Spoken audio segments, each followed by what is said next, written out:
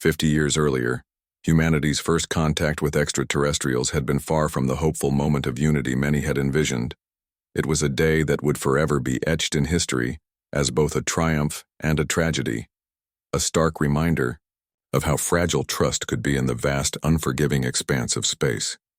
The encounter began innocently enough. A small exploration vessel named Pioneer, crewed by 6 brave astronauts, had ventured beyond Earth's solar system for the first time. Their mission was simple: to map nearby star systems and search for signs of intelligent life. What they found instead was something no one had anticipated: a massive alien ship drifting silently near the edge of human-controlled space. At first, communication attempts failed. The aliens, who identified themselves as the Krillian Consortium, spoke in a language unlike anything humanity had encountered before. Days passed as linguists worked tirelessly to decode their transmissions, piecing together basic phrases and establishing rudimentary dialogue. The Krillians claimed to come in peace, expressing curiosity about humanity and offering to share knowledge. For a brief moment, it seemed like the dawn of a new era, but appearances can be deceiving. Unbeknownst to the humans, the Krillians were not explorers, but conquerors. Their empire spanned dozens of star systems, built on the backs of enslaved species and resources plundered from weaker civilizations. To them, Earth was just another target, an untapped reservoir of minerals, water, and labor waiting to be exploited. It wasn't long before tensions arose. The Krillians grew impatient with humanity's cautious approach, demanding access to Earth's territories without offering anything substantial in return. Negotiations broke down quickly, devolving into heated arguments and thinly veiled threats. When the Pioneer attempted to leave the area, the Krillian ship blocked its path, refusing to let it go. Back on Earth, panic spread as news of the standoff reached the Global Leadership Council. Military leaders scrambled to prepare defenses, though everyone knew humanity's forces were woefully inadequate against an advanced alien civilization.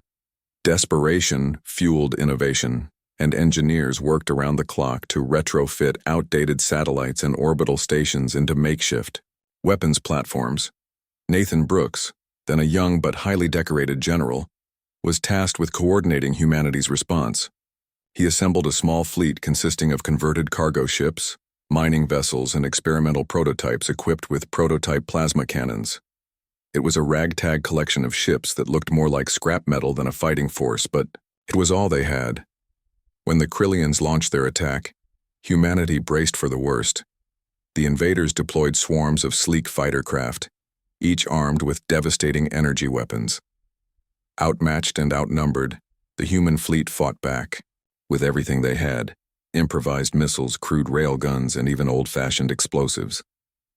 Every shot fired was a gamble, every maneuver a desperate bid for survival. Against all odds, humanity managed to hold its ground. The turning point came when Nathan ordered a risky strategy, luring the Krillian flagship into Earth's atmosphere. Using decoys and feints, the human fleet drew the enemy closer until the massive vessel's bulk became a liability. Gravity pulled at the ship, destabilizing its systems and forcing it to retreat or risk destruction. The victory was costly. Hundreds of lives were lost, and much of humanity's fledgling space infrastructure was destroyed. But it was enough to drive the Krillians away, for now. As the alien fleet limped out of the solar system, Nathan stood on the bridge of his command ship, watching the retreating glow of their engines. Relief washed over him, but it was short-lived. He knew this was only the beginning. In the aftermath of the battle, humanity faced a harsh reality. They had survived, but barely. The Krillians would return someday stronger and better prepared, and next time, humanity might not be so lucky. This realization sparked a wave of changes across Earth. Nations set aside their differences, pooling resources and expertise to ensure such a disaster never happened again. Research into alien technology, recovered from damaged Krillian fighters, accelerated, leading to breakthroughs in energy production, materials science, and propulsion systems. Defense budgets skyrocketed as governments invested heavily in building a proper military capable of protecting Earth. But perhaps the most significant shift was psychological. For centuries, humanity had dreamed of peaceful coexistence with extraterrestrial life. First contact shattered those illusions, replacing optimism with hard-earned cynicism. Trust became a rare commodity, and caution became the guiding principle of all future interactions with alien species. Emily Dawson, who had been a child during the conflict, remembered the fear that gripped her family as reports of the battle flooded the news. Her parents huddled around the television, whispering anxiously while she clutched her stuffed bear, too young to fully understand what was happening. Yet even then, she sensed the gravity of the moment. The images of burning ships and heroic sacrifices left an indelible mark on her, shaping her worldview in ways she wouldn't fully grasp until years later. Now, as she sat in her office reviewing historical records of the event, Emily couldn't help but feel a mix of pride and sorrow. Humanity had proven its resilience, but at a terrible cost. That day had planted the seeds for Project Titan, driving generations to build a fleet powerful enough to deter any would-be aggressors. It was a legacy born of necessity, forged in fire and blood. Her thoughts were interrupted by a knock at the door. Looking up, she saw Ava Mitchell standing there, holding a tablet filled with fresh intelligence updates. "Got a minute?" Ava asked, stepping inside. "Always," Emily replied, gesturing for her to sit. "What's going on?" Ava hesitated, her expression grave. "We've picked up unusual activity near the border. Several smaller species are fortifying their positions, and there are rumors of a buildup along the Vorthic frontier." Emily frowned, leaning forward. "Are they preparing for war?" "It's hard to say," Ava admitted. "But it doesn't look good. Zarnok has been rallying support, accusing us of destabilizing the region. Some factions are buying into his rhetoric." Emily sighed, rubbing her temples. "Of course they are. Fear is a powerful motivator." "Exactly," Ava said, "which is why we need to act fast. If we don't address these concerns, things could spiral out of control." Emily nodded thoughtfully. "We need to show them we're not a threat. Maybe offer assistance to some of the smaller species, help fortify their borders, provide aid where needed." "That's risky," Ava warned. "If word gets out, it could be seen as interference." "It's worth the risk," Emily countered. "Better to take the initiative than sit back and wait for trouble to find us." As they discussed potential strategies, Emily's mind drifted back to the lessons of first contact. Humanity had learned the hard way that strength alone wasn't enough. Diplomacy, alliances, and mutual trust were equally important, if not more so. Revealing the fleet had been a bold move, but it was only the first step. Now came the harder part, proving that humanity's intentions were genuine. Later that evening, Emily attended a virtual meeting with Daniel Carter, who was still navigating the treacherous waters of galactic diplomacy. His face appeared on a large screen in her office, looking tired but determined. Behind him, the opulent halls of the Galactic Council loomed, a constant reminder of the stakes involved. "How's it going?" Emily asked, cutting straight to the point. Daniel shrugged. "About as well as you'd expect.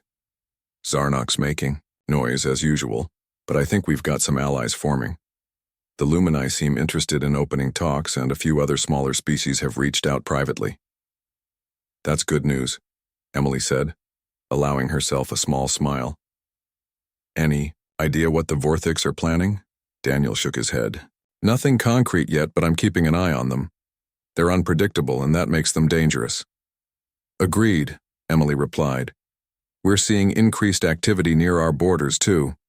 Looks like tensions are rising." For a moment, neither of them spoke, the weight of their shared responsibility hanging heavily in the air. Finally, Daniel broke the silence. "We'll get through this, Emily. We always do." "I know," she said softly. "But it's not going to be easy." After the call ended, Emily leaned back in her chair, staring at the ceiling.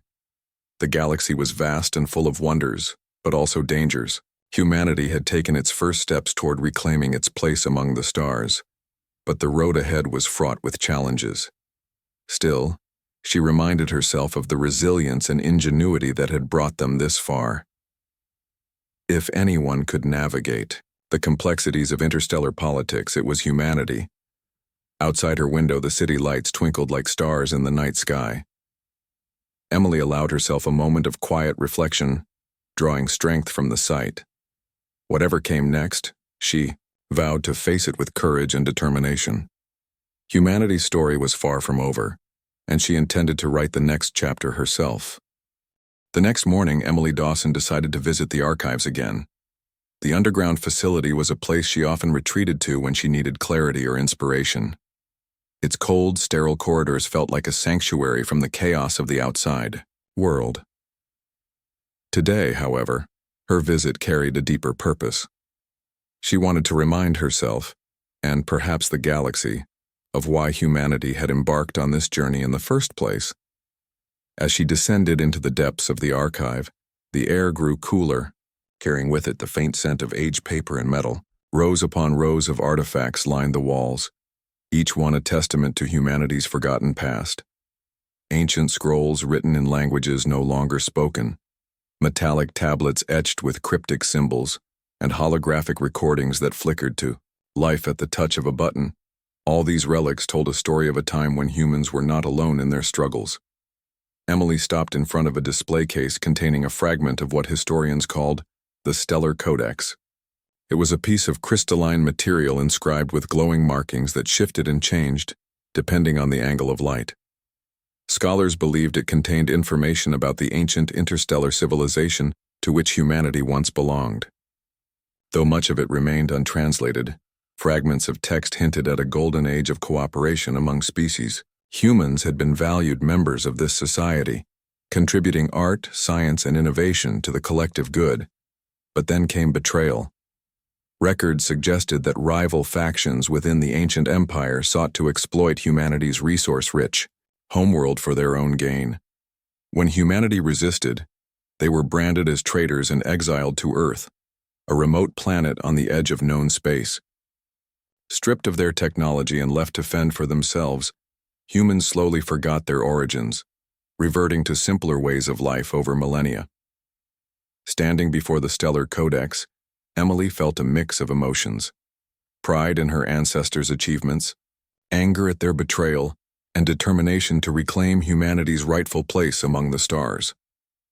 This wasn't just about power or dominance, it was about justice. Humanity had paid the price for others' greed, and now they were stepping back onto the galactic stage with strength and resolve. Her thoughts were interrupted by the sound of footsteps echoing down the corridor. Turning, she saw Nathan Brooks, approaching, his tall frame stooped slightly with age but still commanding respect. He held a folder under one arm, its contents spilling out slightly as if he'd been rushing to get here.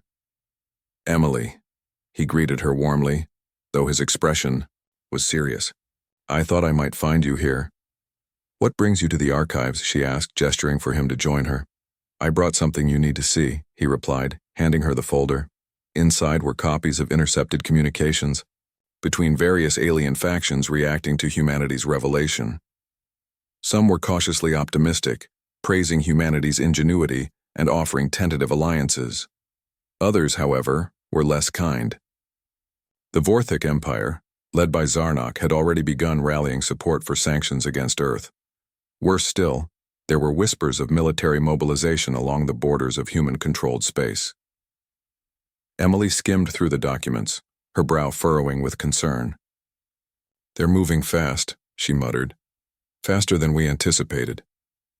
Nathan nodded grimly. "Zarnok isn't the type to sit idly by while humanity flexes its muscles.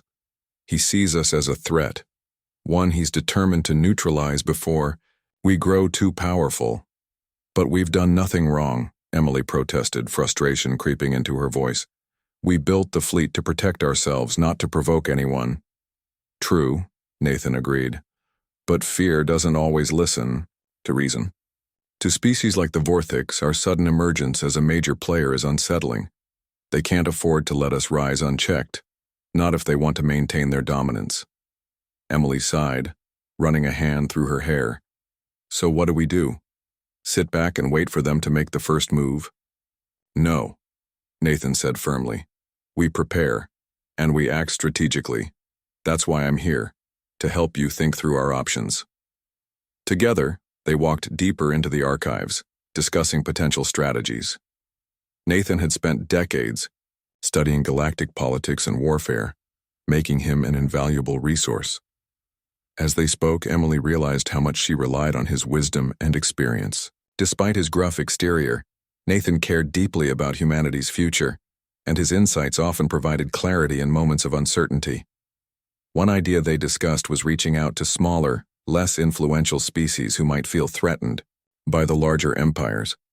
These factions could become valuable allies, providing intelligence and resources in exchange for protection.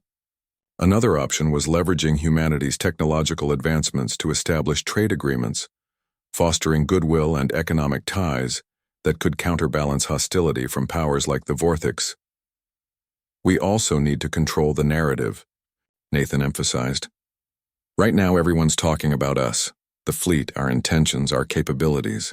We need to shape that conversation before it spirals out of control. Emily nodded thoughtfully.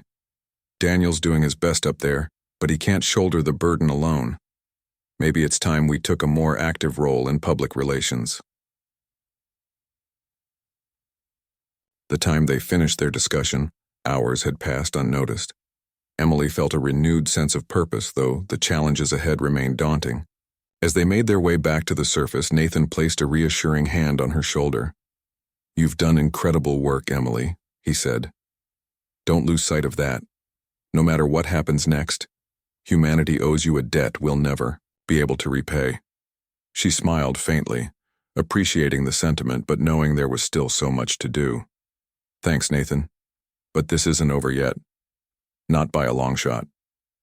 Back at her office, Emily reviewed the intercepted communications, again, searching for patterns or opportunities.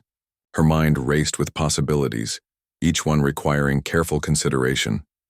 Meanwhile, across the galaxy, reactions to humanity's announcement continued to unfold. On Lumini Prime, home to the peaceful Lumini species, Elder Kale watched Daniel. Carter's speech replayed on a shimmering screen. The Lumini were known for their pacifist philosophy and advanced knowledge of energy manipulation. For centuries, they had avoided involvement in galactic conflicts, preferring instead to focus on cultural and scientific pursuits. Yet even they couldn't ignore the significance of humanity's actions. Elder Kale, a wise and serene figure, with translucent skin that glowed faintly in the dark, turned to his advisors. "This changes everything," he said softly. "Humanity has demonstrated both strength and restraint, a rare combination in these troubled times." His advisors exchanged uneasy glances. "What do you propose we do, Elder?" one of them asked. "For now we observe," Kel replied, "but I believe it is time we extended an olive branch. Humanity may prove to be a valuable ally, if approached correctly." Far away, aboard a sleek cruiser belonging to the Krillian Consortium, Commander Vrack studied reports of the fleet's specifications. His sharp features twisted into a scowl as he processed the implications. The Krillians had underestimated humanity once before, and it had cost them dearly. Now faced with evidence of such overwhelming power, Vrax knew they couldn't afford to make the same mistake twice. "We must adapt," he told his subordinates. "Study their technology, analyze their weaknesses. If war comes, we will be ready." Meanwhile, on Earth, ordinary people went about their daily lives, unaware of the political machinations unfolding across the stars. In bustling cities and quiet towns alike, conversations revolved around the fleet and what it meant for humanity's future. Some expressed hope that this newfound strength would bring peace and prosperity. Others worried that it might invite disaster. Among them was Olivia Grant, the journalist embedded within the Galactic Council chambers. Since witnessing humanity's reveal, she had thrown herself into uncovering the truth behind Project Titan. Her instincts told her there was more to the story than what Daniel Carter had shared during his speech. Determined to dig deeper, she began investigating classified files and interviewing key figures involved in the project. Her search led her to Ava Mitchell, the strategist who had worked closely with Emily Dawson. Initially reluctant to speak, Ava eventually opened up, revealing snippets of information about the fleet's origins and purpose. While careful not to divulge sensitive details, Ava painted a picture of humanity's resilience and determination, a narrative Olivia found compelling. As night fell over New York City, Emily stood by her office window, gazing at the skyline, bathed in moonlight. The weight of responsibility pressed heavily on her shoulders, but she refused to buckle under it. Humanity had come too far to turn back now. Whatever challenges lay ahead, she vowed to face them head-on. In the distance, stars twinkled faintly in the sky, a reminder of the vastness of the universe and humanity's place within it. For the first time in centuries, that place felt secure. But security, Emily knew, was fleeting. It had to be earned, defended, and nurtured every single day. And so, with resolve burning brightly in her heart, she returned to her desk, ready to tackle whatever came next.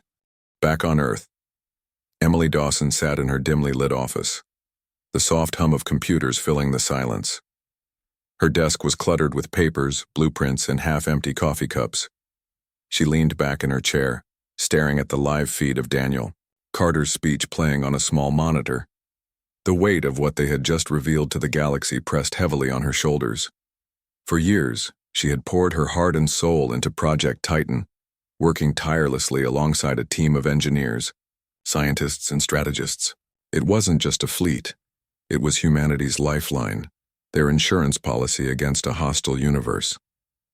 As she watched Daniel explain the purpose of the project to the Galactic Council, Emily couldn't help but feel a pang of pride. Humanity had come so far since its first tentative steps into space. Decades ago, Earth had been isolated, ignored by the rest of the galaxy as little more than a primitive backwater planet. But now, thanks to Project Titan, humans were finally being taken seriously. Still, Emily knew that this moment was only the beginning. Revealing the fleet meant opening themselves up to scrutiny and possibly hostility from powerful alien empires. Her thoughts drifted to the origins of Project Titan. It hadn't started as a military endeavor, not exactly. Centuries earlier, humanity had stumbled upon ancient ruins buried deep beneath the sands of Egypt. These ruins contained fragments of knowledge left behind by an advanced civilization long extinct. Through painstaking research, historians pieced together the truth. Humans weren't native to Earth. Thousands of years ago, their ancestors had been part of a vast interstellar society. But betrayal and war had led to their exile, leaving them stranded on a distant planet with no memory of their past. Emily often visited the archives where those discoveries were stored. Located deep underground near New York City, the facility housed countless artifacts and documents detailing humanity's forgotten history. Rows of shelves stretched endlessly, filled with crumbling scrolls, metallic tablets etched with alien symbols, and holographic recordings recovered from the ruins. Each item told a story of a time when humans walked among the stars as equals, but it also served as a reminder of how far they had fallen, and how determined they were to rise again. Project Titan had been born out of necessity. After humanity's first contact with extraterrestrials 50 years earlier, it became painfully clear that they were woefully unprepared for the dangers of the galaxy. The Krillian Consortium, a ruthless empire notorious for its expansionist policies, had attempted to annex Earth shortly after discovering the fledgling human presence. At the time, humanity's defenses were laughable compared to the advanced technology wielded by the Krillians. Only sheer luck and desperate ingenuity saved them from enslavement. Nathan Brooks, a retired general who had played a key role in repelling the Krillian invasion, often visited Emily to share his memories of that fateful day. Now in his late 70s, Nathan still carried himself with the same authority he had displayed during his military career. His weathered face bore the scars of countless battles, both physical and emotional. Over coffee one afternoon, he recounted the events that shaped humanity's resolve. "We were sitting ducks," Nathan said, his voice gravelly but steady. "They came without warning, thinking we'd roll over like every other species they'd conquered, but we didn't. We fought back with everything we had. Primitive ships, makeshift weapons, even old-fashioned missiles. It wasn't pretty, but we held our ground." He paused, taking a sip of his coffee before continuing. That day taught us something important. If we wanted to survive in this galaxy, we needed to be ready. Not just for today, but for tomorrow. That's why Project Titan exists. Emily nodded, understanding the gravity of his words. The Krillian attack had been a wake-up call, a harsh reminder that humanity couldn't rely on diplomacy alone to ensure its survival. They needed strength, not just in numbers, but in capability. And so, under strict secrecy, work began on constructing the largest fleet the galaxy had ever seen. The process was painstaking, resources were scarce, and humanity's technological base lagged far behind that of older civilizations. But determination drove them forward. Engineers reverse-engineered alien tech salvaged from crashed ships. Scientists worked around the clock to develop new materials capable of withstanding the rigors of space travel. Politicians allocated funds discreetly, ensuring the project remained hidden from prying eyes. Throughout it all, Emily had been at the forefront, overseeing every aspect of the construction. She remembered the sleepless nights spent poring over designs, debating strategies with her team, and troubleshooting problems that seemed insurmountable. There were moments when doubt crept in, when the enormity of the task threatened to overwhelm her. But each time she reminded herself of why they were doing this, for the future of humanity. Now, as she watched Daniel address the Galactic Council, Emily felt a mix of relief and apprehension. Relief because the burden of secrecy was finally lifted. Apprehension because revealing the fleet opened Pandora's box. Would the Council see humanity as a threat? Would rival factions attempt to sabotage or steal their technology? Or worse, would someone declare war? Her phone buzzed, pulling her out of her thoughts. It was Ava Mitchell, one of her closest colleagues and a brilliant strategist. Ava had been instrumental in planning the political aspects of Project Titan, ensuring that humanity's reveal would maximize impact while minimizing backlash. "Did you see the reaction?" Ava asked, her tone a mix of excitement and concern. "I did," Emily replied, leaning forward in her chair. "It's going about as well as we expected. Some are impressed, others are scared, and a few look ready to start a fight," Ava sighed. "That's what I figured. Zarnak is already calling for sanctions against us. Says we violated some treaty or another." Emily rolled her eyes. "We didn't violate anything. Most of those treaties don't even apply to us. Besides, we built the fleet entirely within our own territory. Legally, we're in the clear." "Legally, maybe," Ava countered. "But politically, that's another story. People like Zarnak will use this as an excuse to stir up trouble. We need to stay ahead of them." "I know," Emily said, rubbing her temples. "I've already got teams running simulations on potential scenarios. If anyone tries to make a move, we'll be ready." Ava hesitated before speaking again. "Do you think we made the right call? Revealing the fleet, I mean.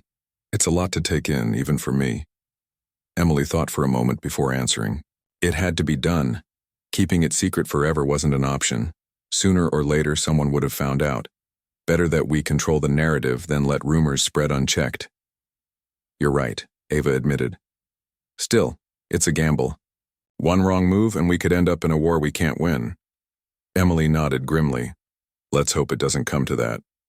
As the conversation ended, Emily turned her attention back to the monitor. Daniel was fielding questions from the Council, his calm demeanor masking the storm brewing beneath the surface. She admired his ability to remain composed under pressure. It was a skill she wished she possessed. Instead, her mind raced with possibilities, both good and bad. Outside, her window, the city lights twinkled like stars in the night sky. Emily wondered what the people watching the broadcast thought of the revelation. Were they proud of what humanity had achieved? Or were they afraid of what might come next? Either way, there was no turning back now. The fleet was out in the open, and humanity's fate rested on how the galaxy chose to respond. For better or worse, the game had changed. In the vast expanse of space, far beyond what human eyes could see from Earth, there existed a grand assembly known as the Galactic Council. It was a place where beings from hundreds of different worlds came together to discuss matters that affected the entire galaxy. The council chamber itself was an architectural marvel, a massive dome made of shimmering crystal-like material that refracted light into dazzling colors. Inside, rows upon rows of floating platforms hovered in mid-air, each occupied by representatives of alien species. Some were tall and slender with skin like polished metal, others small and round with glowing orbs for eyes, and some looked almost humanoid, except for subtle differences like extra limbs or bioluminescent markings. Today, however, the atmosphere was tense. Whispers filled the air as delegates exchanged nervous glances. Rumors had spread like wildfire about a revelation that would shake the very foundation of the council. No one knew exactly what it was, but speculation ran rampant. Had a new superweapon been discovered? Was another ancient empire rising from the ashes? Or perhaps something even more shocking awaited them all? At the center of the room stood a lone figure, Daniel Carter, a human representative. He wasn't particularly imposing, average height, short brown hair, and dressed in a simple navy blue suit, but his presence commanded attention. Humans were still newcomers to the galactic stage, having only recently joined the council after decades of isolation. They were often dismissed as insignificant compared to older, more advanced civilizations.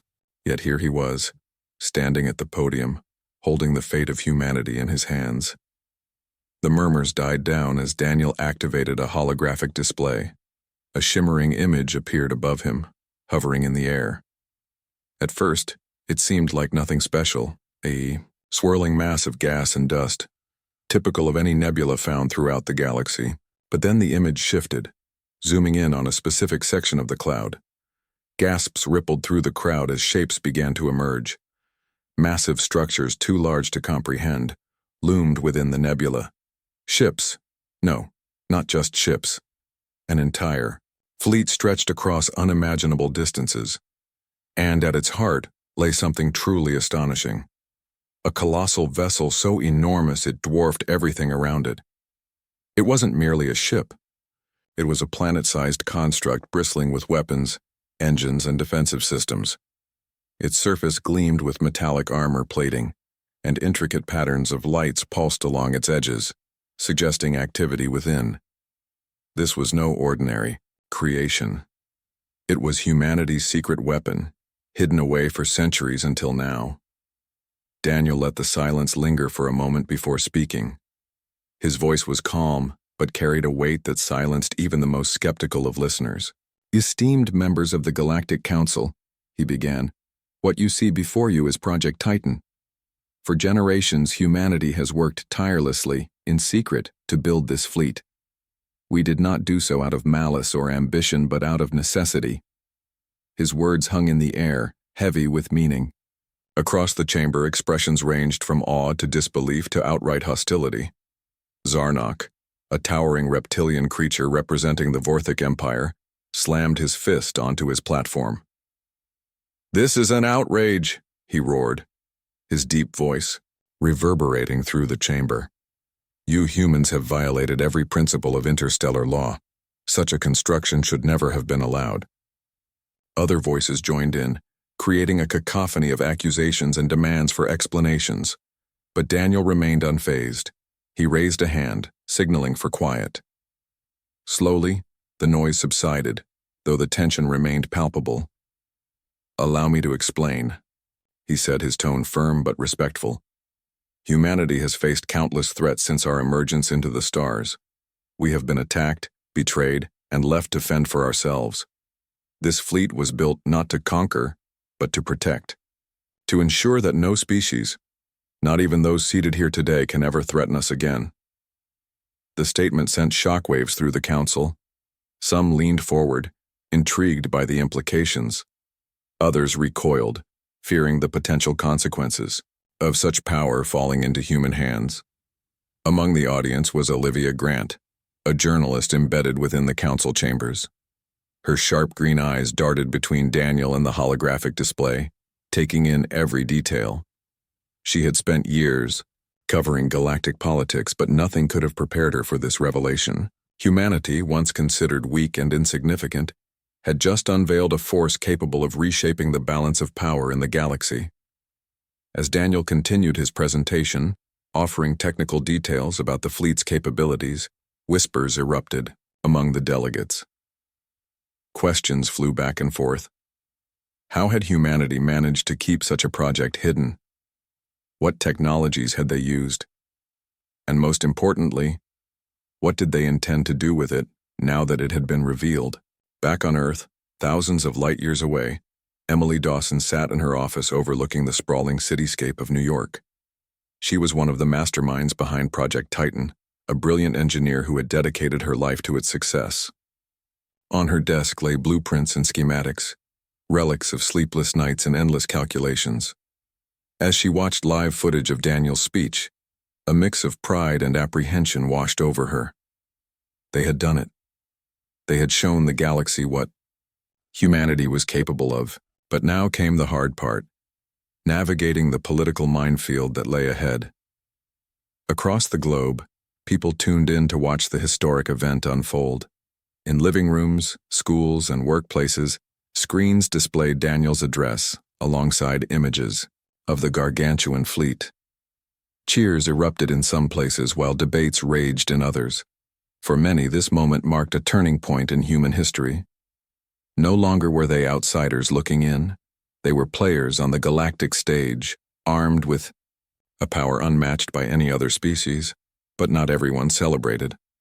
Critics pointed to the risks of revealing such a formidable weapon. Would it provoke aggression from rival factions? Could it lead to an arms race among the stars? Even within humanity's own ranks, doubts lingered. Was this truly the path to peace, or had they simply traded one form of vulnerability for another? As the session drew to a close, Daniel concluded with a solemn promise. "We seek neither dominion nor destruction," he declared. "What we desire is recognition, as equals among equals. Together we can forge a future where cooperation triumphs over conflict." With that, he stepped back from the podium, leaving the council to grapple with the implications of what they had just witnessed. And so, the galaxy held its breath, waiting to see how this revelation would reshape the delicate web of alliances, rivalries, and ambitions that defined their shared existence. For better or worse, humanity's era of secrecy had ended. Their true strength had been unveiled, and the ripple effects would be felt across the stars for generations to come. The days following humanity's revelation at the Galactic Council were a whirlwind of activity. Daniel Carter, standing firm amidst the storm of reactions, found himself navigating a labyrinth of diplomacy that tested his patience and resolve. Back on Earth, Emily Dawson worked tirelessly to ensure that humanity's newfound position in the galaxy was not squandered. Together, they formed the backbone of an effort that would determine whether humanity's bold move would lead to unity or conflict. Daniel's days were filled with meetings, negotiations, and endless debates.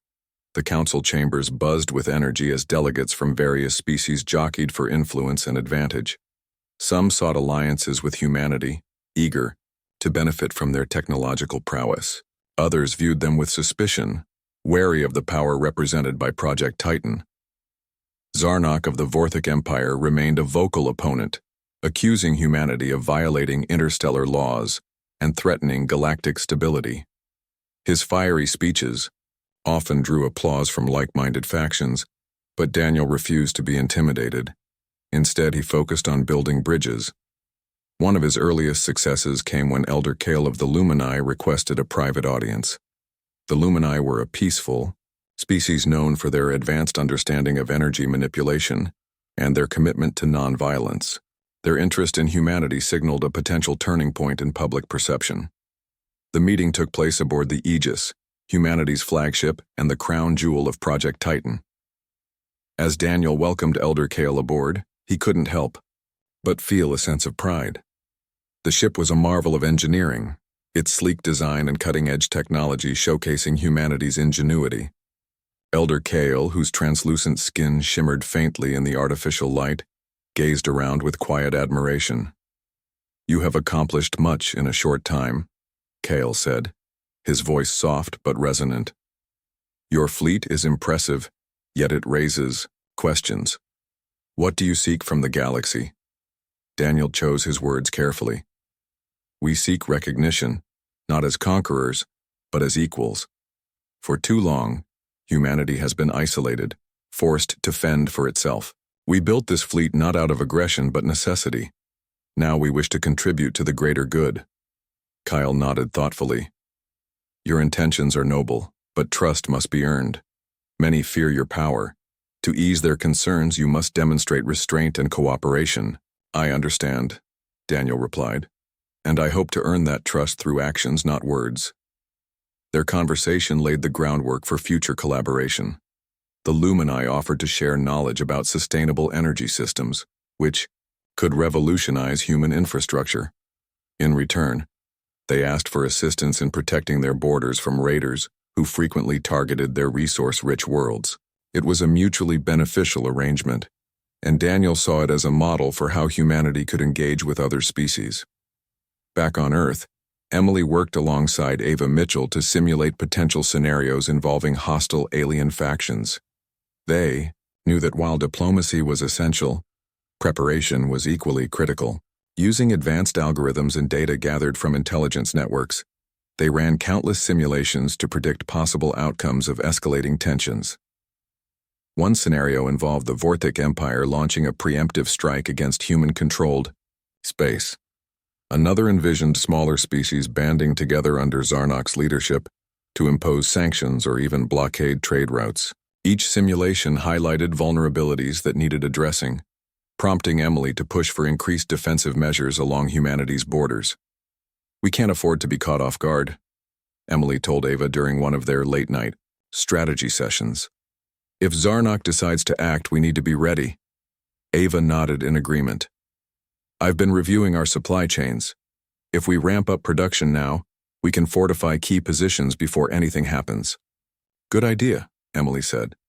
Let's prioritize areas near the border, and keep an eye on those smaller species. They might swing either way depending on how things play out.